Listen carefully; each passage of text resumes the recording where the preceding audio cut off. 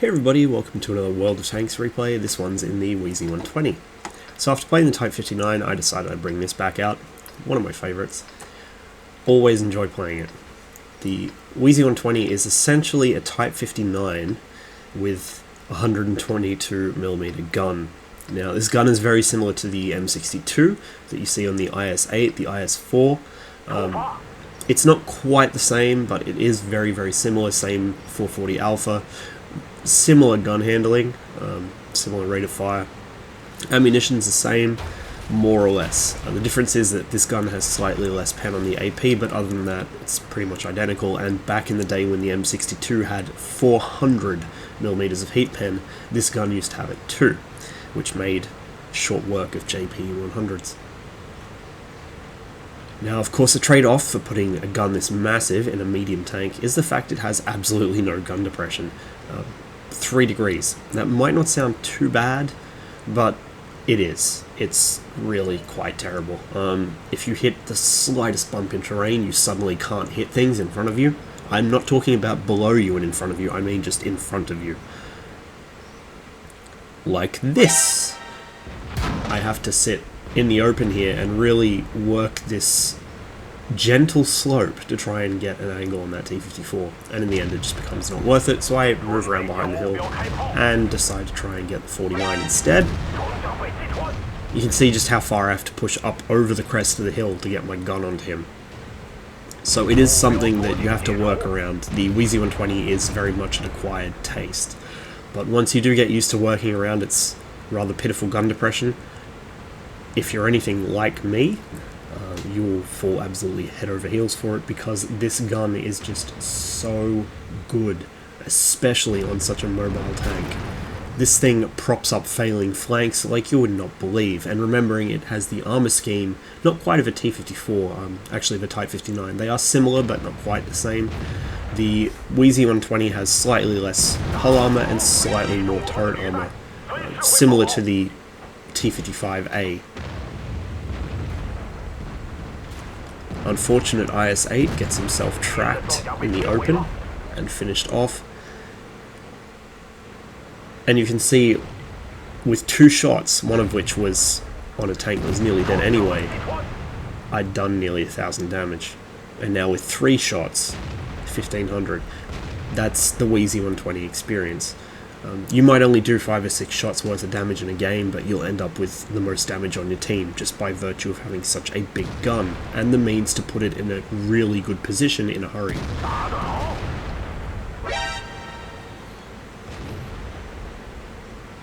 It also makes it a fantastic tank for cleaning up late match, because everything's low enough on hit points that you can reliably one-shot them. And with about 250mm of pen, there's not much trouble getting through the armor of even the biggest tanks on the battlefield, as long as you can get close enough to hit accurately.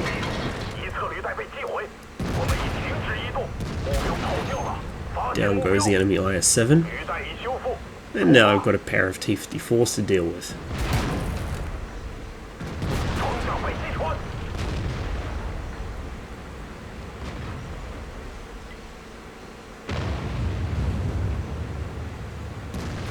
So far things are going pretty well for our team. We have a numerical advantage. We also have a decent amount of control over the map, and the enemy T-95 gets himself tracked and is now certainly doomed.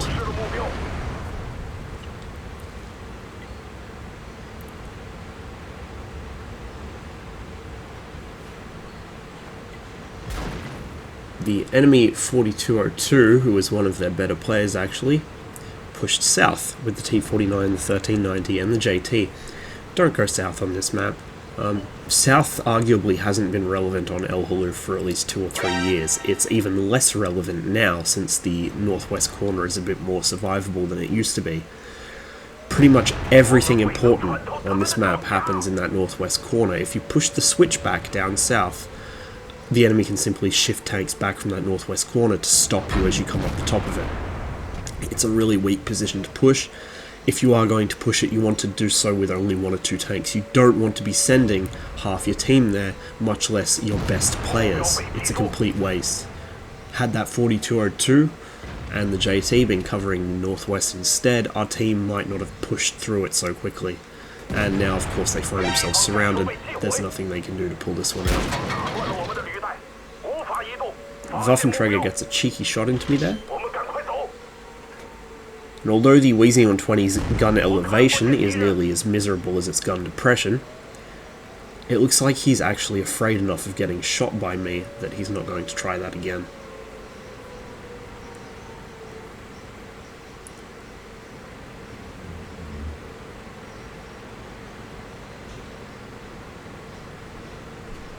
We now have control of the enemy base, guaranteeing us a win at this point.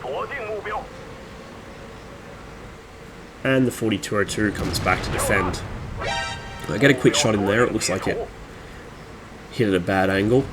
Of course, I am using the ancient secret technique of gravity-assisted gun depression. Not using the ancient secret technique of being able to speak like a normal human being. And although it does actually expose a lot of my tank to 4202 and put me at risk of getting hit, it also means that I can put 122mm shells into him quite reliably. And he can't afford to take hits from my gun as well as I can afford to take hits from his gun. I decide to get down in his face where the Wheezy 120 fights best, track myself in the process, but thankfully he doesn't notice and doesn't exploit my temporary immobility. One of the 54s scoots around the top. Perfect chance for me to take advantage and run around the back of the 4202 and finish him off.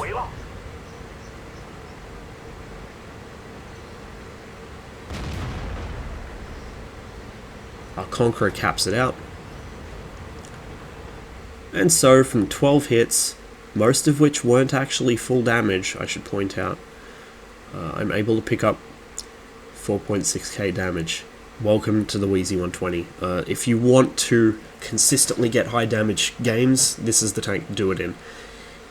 A decent match in a T-54 for me is about 3.5k damage. A decent match in the Centurion for me is about 3.5k damage. A decent match in this tank for me is about 4.5 or 5k damage. It's just that much higher because you do put out so much so fast. The reload's kind of on the long side, but when you think about it, about a 10-second reload, it's more or less the same as a Centurion, but you have more alpha than the Centurion. Cent's got 390 alpha, this thing's 440. It's 50 more alpha, that's going to add up. And although you lack the gun depression and the gun handling that Cent has, you do have much better general mobility, you're faster and you turn better, and you're also smaller and a bit better armoured. So really the Wheezy 120 is probably one of the best gun platforms in the game, just all around. It's difficult to beat, and as far as being able to proper failing flank goes, this thing is probably the best tier 9 for it. You know, as good as the Cent is, and as good as the T-54 is, don't get me wrong, the T-54 is still one of the best tier 9s in the game. This thing is just a monster.